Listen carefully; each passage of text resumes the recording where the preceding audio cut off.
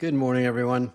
Okay, we've had Tariff Liberation Day yesterday, and the shakeout has been felt everywhere. It's now time to think about what's next. So, what I'd like to do is take 15 or 20 minutes and talk about the impact of the new tariff regime on HR and what you're going to likely want to do. So, first of all, you've probably all read and heard about the reciprocal tariffs that the Trump administration launched yesterday. And they're using a flood the zone strategy of announcing 130 tariffs at once. Apparently, there were 130 tariffs announced, which means that for a company or an employer, it's pretty hard to tell what the implications are going to be globally, except that it's going to be very expensive to sell into the United States unless you're doing business and manufacturing goods in the United States. And today, Friday, so far, it's only early in the morning, various parts of the world have already created reciprocal tariffs. China, for example, and the Europeans are considering tariffs on services, which means that all the internet services and professional services would be tariffed to retaliate against the United States. So there's lots of uncertainty. And since most of you, in fact, virtually all of you probably work in companies that are global, it's not clear what's going to happen or what to do. If you're a retailer and you have lots of manufacturing in Thailand or Vietnam, you're going to feel a huge pinch here because your cost of goods just went way up, at least if you want to sell in the United States. But I'm not sure where you go except back to the US. And for those of you that are in the manufacturing industry, let me just take a few minutes and talk about it. I talked with the founders of Drop about it this week. And, manufacturing isn't all blue collar work. There's a new regime of manufacturing work, which is a much more complex set of skills. We actually unlocked a lot of this in our industry research, our GWI research. So if you decide you want to move semiconductor manufacturing to the United States or furniture or whatever it may be, you've got to buy and build machines and equipment, and you need process engineers, and you need technical people, software engineers, and labor. So, when Trump has people with hard hats sitting in the audience in the Rose Garden, it's very misleading. There are assembly jobs, but the assembly jobs are the low-wage jobs. In fact, I did an analysis, and I put this on LinkedIn a couple of days ago. The average quote-unquote manufacturing worker, which refers only to the blue-collar type of work, assembly work, only makes about $50,000 to $55,000 a year, which in the United States isn't poverty wages, but it's certainly not a high wage, whereas a software engineer or a PhD in data, of course, makes 2 to 3 times that, or at least 50% more. So, this idea that you're going to move a bunch of plants here and hire a bunch of people to do these low-wage jobs may not be as easy as it sounds, because we have labor unions, we have a very high cost of living in a lot of parts of the United States, much higher than Vietnam and China. So it's not an easy decision to pick up and move the Apple manufacturing from China to the U.S. Now, Apple has announced that they're planning on investing in the U.S., but I don't know if they're really going to build massive manufacturing plants here that hire a lot of people. They'll probably build massive manufacturing plants that are very automated. So there's going to be a lot of discussions in companies about what kinds of manufacturing strategy we need, where we place it, and therefore what labor needs we will have. And labor is not as mobile as you think. Years ago, we had a very dynamic economy where people picked up and moved a lot. They don't move as much. So labor is a constraint. If you move or build a plant in a city where you don't have enough labor or the right kind of labor, that's now your problem. So it may be a benefit. In the case of you training people in that city, you may actually find people that want to work in your plant that are easy to train and really motivated. But you also might find a lack of technical skills or other skills if you're not careful. So I think what's going to happen in HR going forward is a couple of things that are really important. The first is you need to be very good at talent intelligence. Now, talent intelligence is a total buzzword. It means almost nothing. There's so many vendors using it. But what I think of it as is using labor market data, skills data, jobs data to figure out what skills you need, what skills you have, and where in the world is the best location to either source those skills, source a plant, or source a manufacturing R&D and center. And, I think sophisticated companies do this all the time. I talked last time about, the automobile manufacturer in Europe that moved their plant into a small city because the labor pool was perfect for them. But those kinds of discussions, first of all, require you to understand the skills of a manufacturing team. And according to my conversation this week, they're very complex. It's not as simple as looking for blue-collar labor that can do assembly. There's a lot of other things needed. You need supply chain skills and supply chain engineers. So that's number one. Now, in order to do a good job of talent intelligence, you can call Lightcast, you can call Drop, you can use Galileo, by the way. The new version of Galileo that's coming out next week has the entire Lightcast data set in it. I'm going to talk more about that later because we're going to launch it on Tuesday or Wednesday, but you can literally go into a system like Galileo now or one of these other platforms, and you can ask it for skills by location, skills by job title, demand by skill, demand by job title, and do that kind of analysis. So I think that's going to be a really big topic in a lot of companies to deal with this new regime of complex new decisions to be made about where to locate manufacturing facilities. The second thing that's likely to happen is prices of many things are going to go up because basically the tariff is a tax. I mean, it sounds more complicated than it is. It's really just a tax, but different type of tax. And so the U.S. is essentially saying that we need $1 trillion of tax revenue to pay down our debt, so we're going to take it out of companies. Now, companies don't just pay it, they pass it on to their consumers and raise prices. If my cost of goods went up, we would raise the price of our services, and we have no choice, right? So these will result in higher prices, which then in turn creates lower demand for a lot of things. So we're in a high tax regime, and I know the plans are to lower the U.S. income tax and have a no tax on tips and a few other little things like that. But generally speaking, what most economists are expecting is an increase in prices. So that changes the product mix in companies, because when the price of a single raw material goes up more than another one, you may want to design things differently. You might want to go to market differently. You might want to reallocate resources. So the second impact of the tariff regime is organizational redesign. And this has been the hottest topic of the year. We have a great course on org design in our academy. You should check it out. It's one of the best courses we ever built. We have an extensive research study on how to do org design that's in Galileo.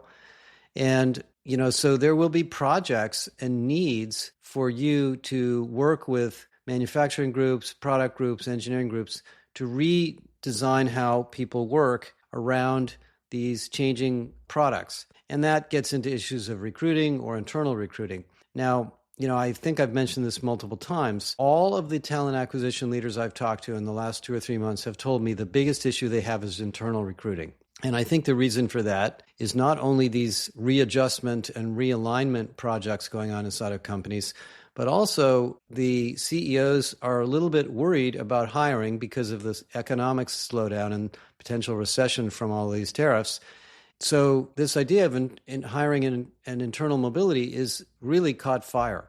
And you don't need a talent marketplace to do this. I mean, there are talent marketplace tools and vendors. Gloat, Eightfold has one, Workday has one, SAP has one. There's a lot of them now, actually, quite a few of them. But a lot of it is having good data about your people. There's a really interesting tool from SHL, and we partner with SHL in Galileo, by the way. You're going to see an announcement next week on that allows you to look at the 90 some odd soft skills that define virtually thousands of jobs. It's called the Universal Competency Framework. It's the most robust soft skills framework that I've ever seen, and you really should check it out. We're going to announce the availability of the UCF in Galileo next week. And it allows an employee to assess their soft skills in 15 minutes in a very complete way. And then you can match those skills against jobs. And the reason it assesses soft skills, and I mean, the word soft is just a little bit of a loaded word, is that it is the soft skills that are hard. It is the soft skills that are hard to change. The hard skills are easy to change. If I'm a software engineer and I want to go from Java to C++, that might take me a couple of months to learn how to do. But I'm not going to learn how to become a P&L leader in a couple of months. That's going to take me a few years of experience. So there will be a need for you to get involved in redeployment stuff if you're not already. And there's some great tools for it. So I would look at the SHL telemobility tool. I would look at the telemarketplace tools and just, start thinking about that. And the issue in talent acquisition is not that they don't agree with it, but they're always not always involved. So really, ideally, in order to handle these internal mobility needs, the recruiters should be scanning and scoping internally, and they should get to know the pools of talent inside the company as well as the pools of talent outside the company, because recruiters are really powerful, useful people for those kinds of activities. So that's number 2.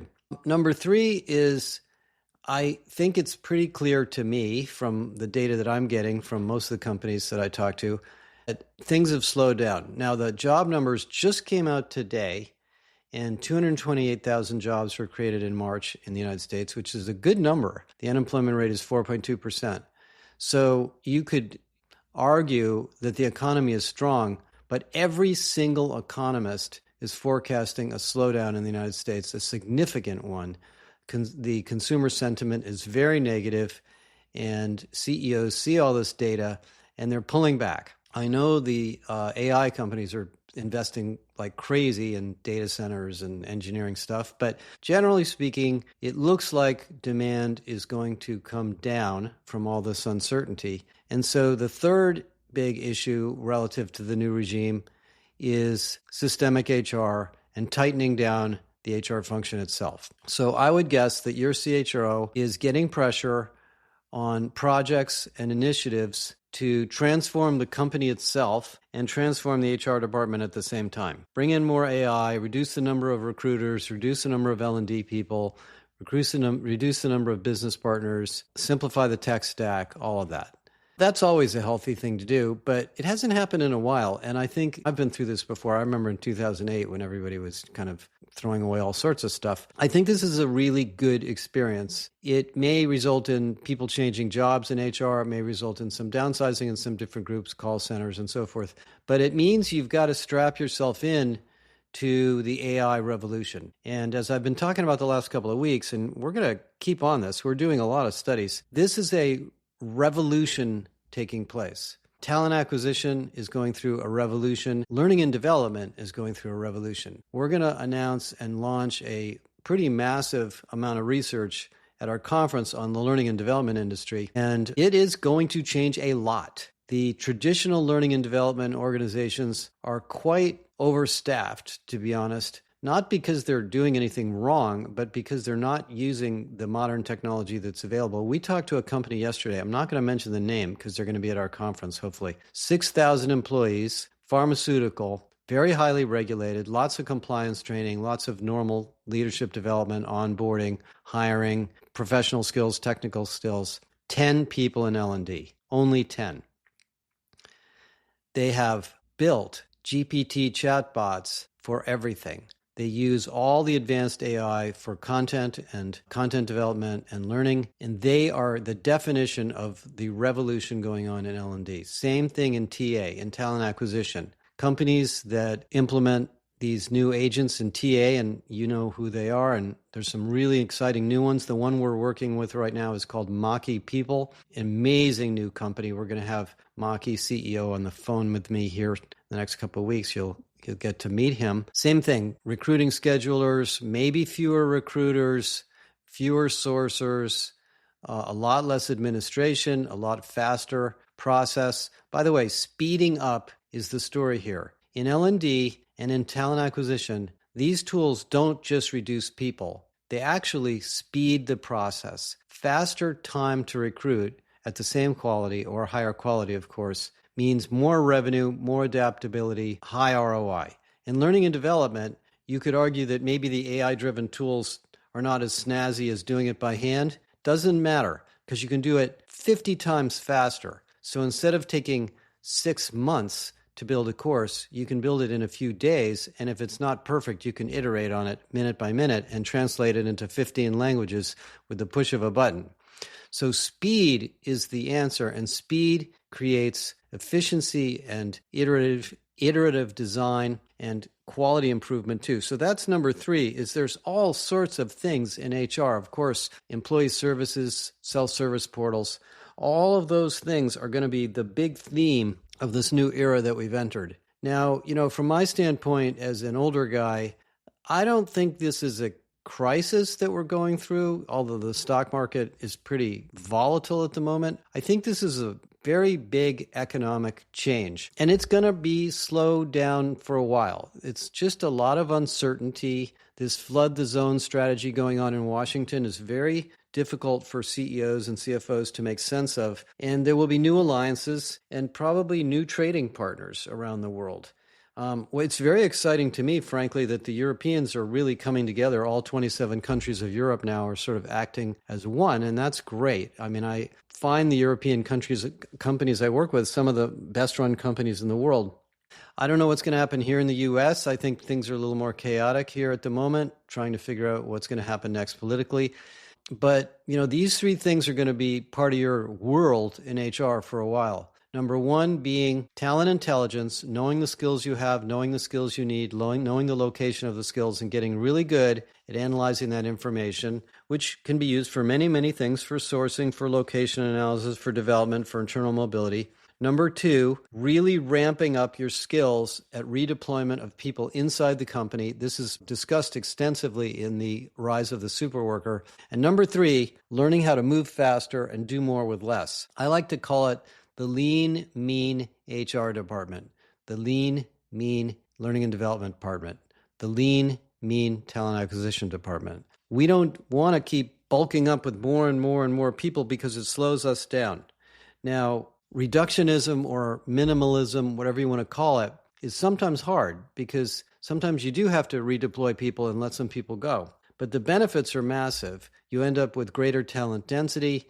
You end up with faster time to market. Everybody feels more empowered about their jobs. And as HR people, where we have hundreds and hundreds of things to think about, we can get more focused on where we're going to spend our time and our energy. So that's a little bit of sort of reaction to the tariff. Now, 2 more things, and then I'm going to stop for today. Number 1, Irresistible, May 19th through 21st. We're going to have 2 massive awards of 2 companies, which we call the HR Heroes, both of which will be there. We have about at least 75 or more CHROs already signed up, so there'll be a lot of high-level people there. It is a fantastic conference. It's definitely going to fill up. We're ahead of enrollments from the last few years. And we have some massive announcements. You're going to see a big announcement for us in the AI area and a demo and a panel talking about this new announcement. Between now and then, we are announcing the new release of Galileo next week. I'm not going to give you all the details today. You'll hear about it next week.